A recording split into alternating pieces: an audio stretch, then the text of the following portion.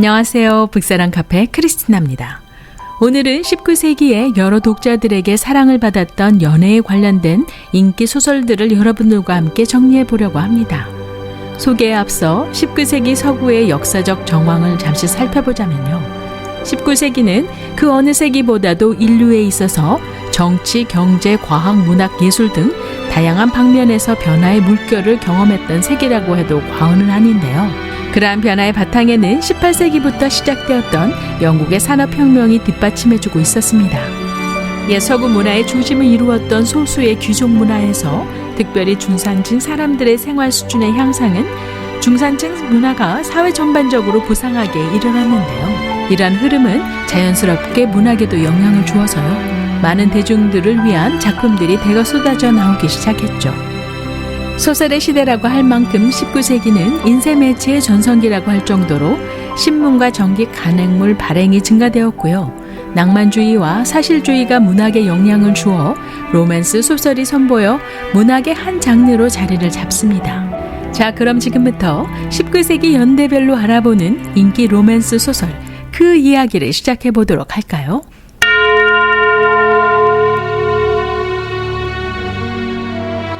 (1811년에서 17년) 사이 영국 작가 제인 어스틴은요, 이성과 감성, 오만과 편견, 엠마, 그리고 설득을 각각 발표하였는데요. 여성의 섬세한 시선과 재치 있는 문체로 18세기 영국 중상류층 여성들의 삶을 다루었습니다. 이성과 감성은 그녀가 나이 20에 쓴 장편 소설로서 제목에서 주인공들의 개별적인 성향을 암시하는데요. 두 주인공 중 언니인 엘리너는 침착하고 바른 판단을 중요시하는 이성을 대표하고요. 동생 메리앤은 감정적이고 열정에 좌우되는 감성을 대변하죠. 두 자매는 갖기 힘든 연애를 겪으면서 자신들의 부족을 채우게 되고요. 후에는 좋은 배우자를 만난다는 내용을 소설 속에 담고 있습니다.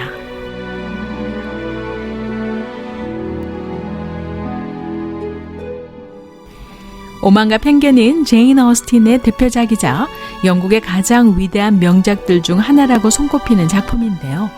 18세기 유럽 사람들의 결혼의 중요한 요소로서 서로의 재산, 계급, 명성, 외모 등 외적 조건이 우선시되었던 사회였죠.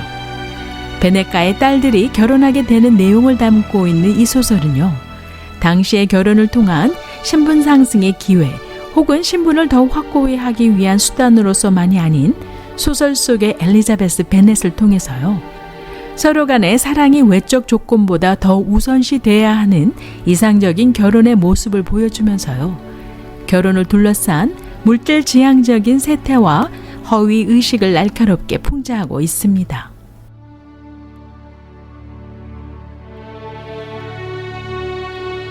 엠마는 영국의 한 아름다운 마을에 아버지와 살고 있는 고생 없이 자란 돈 많고 예쁜 아가씨 엠마가 자신이 중매의 소질이 있다는 생각에 좋은 인연을 맺어주는 것을 자신의 소임으로 믿고 열심히 주변 사람들을 맺어주려고 하던 중에요, 자신의 진실한 사랑을 찾게 된다는 이야기인데요.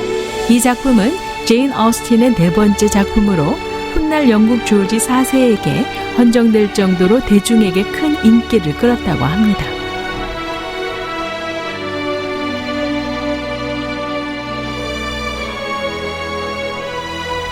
설득은 주위의 설득에 의해 사랑하는 사람과 헤어진 후 겪게 되는 여성의 심리적 변화와 이어지는 로맨스를 그린 작품이라고 하는데요. 빅토리아 시대에 20대 후반이 되도록 결혼하지 않은 노처녀로 가족들의 무관심과 소외로 자신의 삶을 살아가는 여성의 모습을 섬세하고도 자세히 그려낸 이 작품은요, 오늘날까지도 여성의 삶에 대해 생각하게 만드는 고전으로 독자들에게 사랑을 받고 있습니다.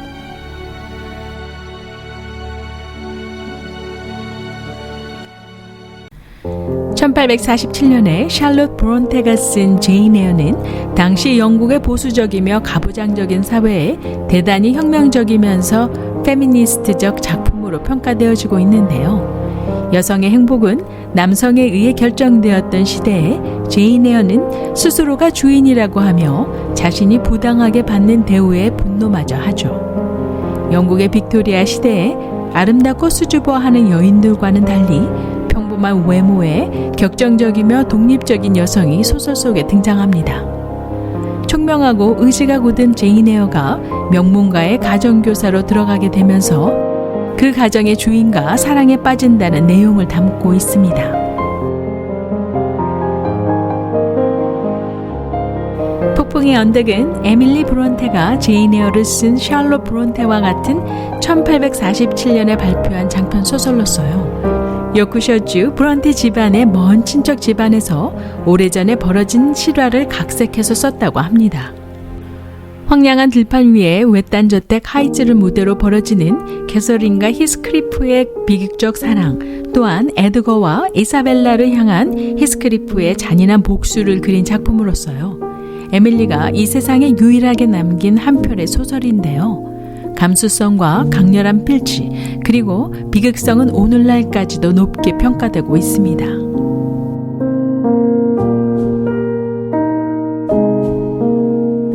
주온 글씨는 미국 소설가 나타니엘 호선이 1850년에 발표한 작품으로서 소설의 배경은 1650년 전후 이민 초기로 보는데요. 청교도 주위의 도덕사회에서 나이든 학자와 애정도 없는 결혼을 한 헤스터 플린이 미국 뉴 잉글랜드의 청교도 목사 딤스데일과 불륜을 저지른 후 냉혹한 제재를 받으며 살아갑니다. 작가는 소설 속의 헤스터의 순수한 마음과 젊은 목사의 죄책감을 대비시켜 17세기 당시 미국 청교도들의 위선에 대해 비판하면서요. 죄악에 빠진 사람들의 내면을 철학적, 종교적, 심리적 측면에서 묘사하고 있습니다. 영어의 간음을 뜻하는 글자의 첫 글자를 딴 A를 헤스터는 가슴에 좋은 글씨로 새기고 사는데요. 주변 청교도 주민들의 냉대 속에서도 묵묵히 자신의 길을 걸어가면서요. 이웃을 대가 없이 도와주는 사람으로 승화되어 그녀의 인생을 역전시킵니다.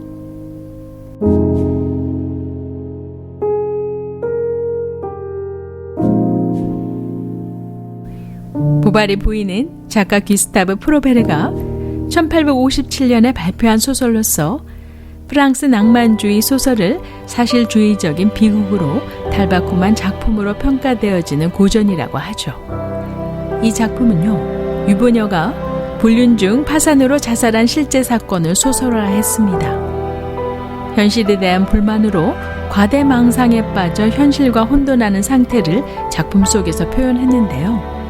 보바리 부인은 프랑스 사실주의 소설의 초석으로 일컬어지는 작품으로서 평범한 일상생활에 환멸을 느끼는 엠마가 허영과 불륜으로 자신을 파멸의 구렁텅이로 몰아넣은 후에 비극적 종말을 맞이한다는 장편 소설입니다.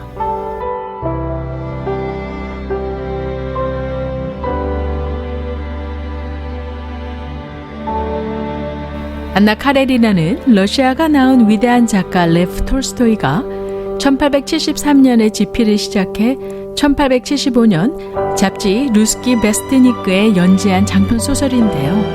1887년에 단행본 초판이 발행되었습니다. 작품의 주된 무대는 1870년대 러시아이고요. 안나 카레리나와 그의 남편 카레린, 그리고 안나와 사랑에 빠지는 브론스키와의 연애, 질투, 증오와 같은 연애 소설에 초점을 맞추기보다는요. 작가 톨스토이는 레빈과 키티의 사랑의 이야기도 작품 속에 등장시켜서요. 더욱 확실하게 사랑과 인생의 의미를 고찰시켰죠.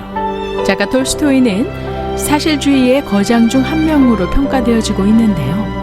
안나 카레리나의 작품 속에서도 등장인물의 육체나 행동과 환경을 예리한 감정을 가지고 인물의 심리를 표현하는 사실주의 수법을 구사하고 있습니다. 안나 카레니나가 100년이 넘도록 꾸준히 사랑을 받는 이유 중 하나는요. 사랑 이야기와 더불어 제도와의 가족 문제, 19세기 러시아 귀족 계급 생활, 또한 계급 간의 갈등, 인간의 도덕적 모순, 전쟁을 배경으로 한 박애주의 등을 작품 속 안에 적절하고도 자연스럽게 녹아들어가게 한 톨스토이의 뛰어난 글솜씨 때문이라고 하죠. 당시 러시아 사교계의 위선적 면모를 비판하고 있고요. 상류층의 불륜은 흔한 일이었지만요. 안나의 불륜보다 아내의 불륜이 알려져 자신에게 피해가 갈까 걱정하는 안나의 남편 카레린 모습 속에서 체면을 더욱 중요시하는 러시아 상류층의 문화를 드러낸 작품이라고 할 수 있습니다.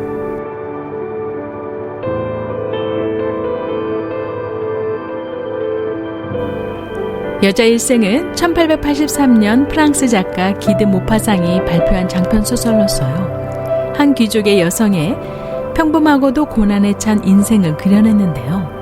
이 작품은 프랑스 사실주의 문학의 걸작으로 뽑힌다고 합니다. 꿈 많고 순진한 노르망디 귀족의 딸 잔느는요, 수도원 학교를 마치고 아름다운 저택에 돌아와 평온한 삶을 살던 중에 귀족 청년 줄리앙이 나타나 사랑에 빠지게 되고요. 두 사람은 결혼을 하게 되는데요. 신혼여행 이후 잔느는 자신의 남편이 바람둥이였다는 사실을 알게 되면서 절망하게 되죠. 줄곧 외도를 일삼던 남편은 결국 백작부인 남편에게 살해당하게 됩니다. 이제 잔느 곁에는 아들만 남게 되었고요. 그에게 희망을 걸고 살지만요, 아들마저 바람둥이가 되어 창녀와 도박, 심지어 빚까지 지게 되면서 레베풀 저택마저 남의 손에 넘어가는 상황이 되어버립니다.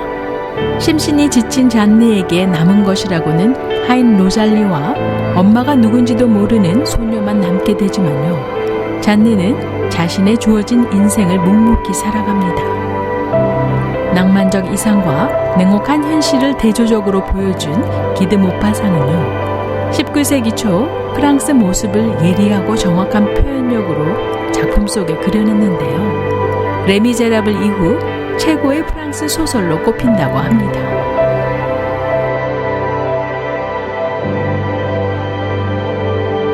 테스는 영국 작가 토마스 하디가 1891년에 발표한 소설로서 원 제목은 더버블 가의 테스라고 합니다.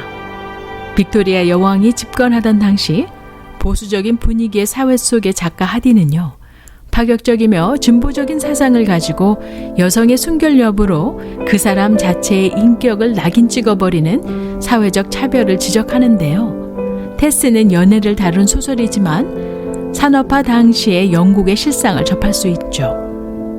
집과 가대 계약을 할 수 있는 가장인 테스의 아버지가 사망하자 여자와 어린아이들만 남게 된 가족이 집도 없는 신세가 되어 정처 없이 떠돌며 육체 노동을 하며 겨우 먹고 사는 빈곤층으로 전락하게 됩니다. 소설 속의 테스는 알렉이 자신을 강간했음에도 불구하고 그가 테스에게 다시 접근하자 가족의 열악한 경제 사정으로 인해 그의 동거 제의를 받아들이게 되는 일 등은 당시 노동자의 열악한 상황과 여성의 사회적 지위를 보여주고 있습니다. 저는 오늘 간략하게 19세기 유럽에서 출간되었던 시대별 로맨스 소설을 나열해 드렸는데요. 각 소설마다 발표된 연도와 지역은 달라도요, 단순한 연애 소설을 넘어 그 당시 시대의 제도와 사람들이 살아가는 풍습을 소설이라는 간접 매체를 통해 엿볼 수 있어서 참 좋았고요. 작가들에게 영향을 주었던 문학사조 또한 파악할 수 있었던 시간이었습니다. 시청자 여러분들이 19세기 고전 로맨스 소설을 읽으실 때 작품의 연대와 시대를 이해하고 읽어보신다면 스토리뿐 아니라 그 너머 사회 깊숙이 뿌리 박힌 사람들의 생각까지 함께 파악하실 수 있지 않을까 여겨지니 한 권씩 읽어보실 것을 추천드리면서요, 오늘의 영상을 끝까지 시청해 주심을 감사드립니다. 구독, 좋아요 잊지 마시고요. 그럼 다음 영상에서 뵐 때까지 안녕히 계세요.